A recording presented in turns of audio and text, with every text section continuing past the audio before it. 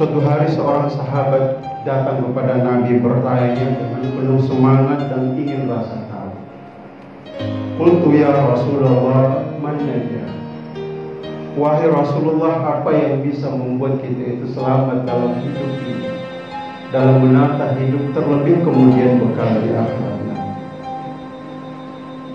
Nabi pun merespon dengan sangat bijak dengan tiga pesan yang sangat ringkas, tapi memberi pemahaman yang sangat mendalam.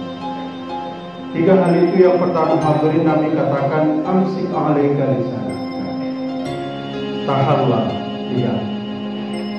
Artinya jagalah lidahmu, jagalah ucapan, karena tidak semua yang kita pikirkan itu harus diucapkan, dan tidak semua yang kita rasakan harus dilontarkan. Lidah kita itu bentuknya sangat kecil, tapi pengaruhnya cukup besar. Luka karena kata-kata itu bisa lebih dalam daripada luka fisik dalam diri kita. Banyak orang yang bermasalah dengan hukum karena persoalan lidah. Banyak orang yang terjadi pembunuhan karena rasa dendam, karena hanya pernah melukai seseorang. Oleh karena itu ulama kita menyarankan untuk kita berpikir sebelum berbicara, at-tafkir qabla kalam.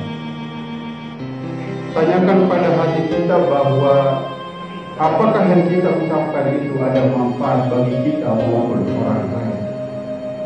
Karena seringkali bukan karena isi omongan yang tidak menyakitkan sebenarnya, tapi cara dan waktunya yang keliru. Ada orang biasa ingin menegur orang lain di hadapan publik. Sebenarnya salah satu cara menjatuhkan harga diri seseorang adalah menegur dia di depan publik. Niat tidak baik, tapi cara dan momentumnya tidak pas, karena itu membuat orang lain bisa bahkan merasa harga dirinya dirugikan. Maka dari itu hadirin sekalian, menjaga lisan bukan hanya soal diam bagi kita, tapi tentang memilih ucapan dengan penuh hikmah dan kasih. Jemaah yang dimuliakan oleh Allah, cara lain untuk menjaga lisan menurut ulama kita adalah perbanyaklah mengingat zikrullah, ingat kepada Allah. Karena kalau lidah itu disibukkan untuk menyebut namanya, barangkali mungkin tak sempat kita menyakiti orang lain.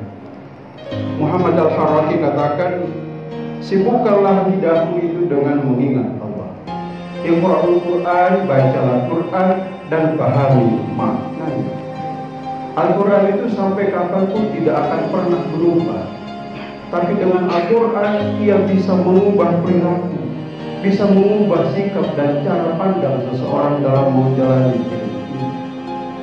Kita berzikir juga bukan hanya dengan mulut, tapi juga dengan hati yang penuh pengagungan kepada Allah. Mungkin kalau kita pernah merasa gelisah, merasa hampa dan hati kita tidak tenang, padahal kita mampu secara ekonomi, mungkin saja karena li'annaka ba'idun an rabbika, mungkin kita terlalu jauh dari Tuhan, terlalu jauh dari Allah.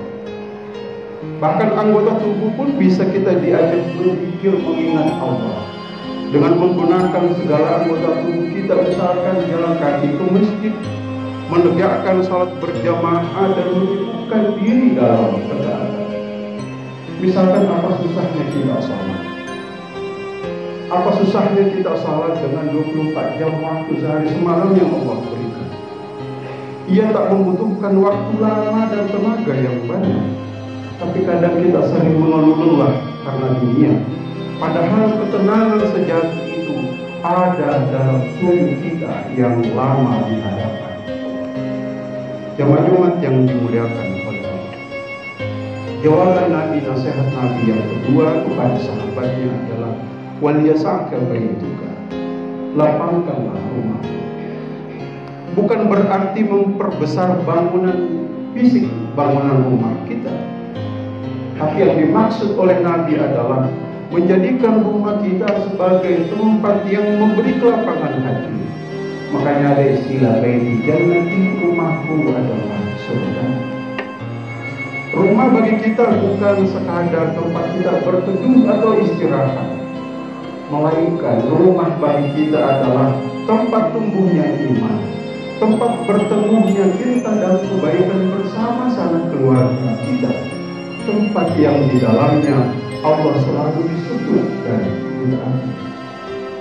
Karena betapa banyak rumah yang mewah dengan segala isinya, tapi namun kosong isi hatinya pada Allah. Rumah-rumah itu berdiri tegak, namun tak ada yang berdiri tegak di dalamnya untuk menghadap mengingat kepada Allah. Jangan sampai kita sibuk membangun rumah di dunia, tapi lupa abai kita membangun tempat tinggal kita yang abadi di akhirat. Maka mari jadikan rumah kita tempat yang menumbuhkan kedekatan dengan Allah, bukan hanya tempat berlindung dari hujan dan panas. Jamaah Jumat yang dimuliakan oleh Allah, yang ketiga pesan Nabi adalah wabki ala khati'atika, tangisilah dosa-dosa kesalahan.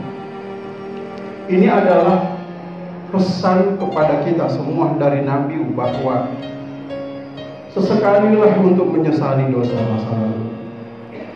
Tangisan karena dosa bukan kita adalah orang yang lemah, tapi tanda bahwa kalau kita menangis menyesali dosa kita, itu berarti masih ada kekuatan hati yang masih hidup di dalam diri kita. Bahwa ampunan Allah itu tak mengenal batas. Selama air mata itu menangis karena menyesali dosa, disertai dengan ikhtiar untuk memperbaiki diri kita. Sebab kalau manusia hamba itu menyesali dosanya, itu tanda hatinya masih hidup, belum mati. Dan Allah juga belum berpaling dari kita. Jadi kalau masih ada rasa penyesalan di dalam diri kita, masih ada tangisan tetes air mata atas dosa-dosa yang kita lakukan, itu pertanda hati kita belum mati, masih hidup, dan Allah belum berpaling dari kita. Dan selama hati kita masih hidup, jalan pulang ke Allah itu akan selalu terbuka. Sehingga Allah Subhanahu wa Ta'ala memberikan kita motivasi seperti ayat yang khotib bacakan di awal, bahwa Allah katakan intajtanibu kaba'ir, kalau kalian menjauhi dosa-dosa besar yang dilarang, ma tunhauna anhu nukaffir ankum sayyi'atikum, maka kami akan hapuskan kesalahan dosa-dosa kalian, dan kami akan memasukkan ke tempat yang mulia, yaitu surga. Hadirin jemaat yang dimuliakan oleh Allah, dengan 3 pesan Nabi bagi kita semua, kesimpulannya pada Jumat hari ini, khususnya pada khotib pribadi, bahwa hidup selamat itu, kalau hidup kita ini selamat, bukan soal bagaimana kita terlihat oleh orang lain, tapi bagaimana hati kita di hadapan Allah. Jagalah lisan, jagalah ucapan kita. Rawatlah rumah kita dengan ketaatan. Di dalamnya ada ketaatan, masih ada orang yang menyembah Allah di dalamnya. Dan mari kita menyesali dan menangisi dosa masa lalu kita. Dan pasti semua kita punya kebaikan masa lalu. Karena mungkin dari 3 hal sederhana inilah jalan keselamatan bagi kita sudah dimulai. Barakallahu li wa lakum.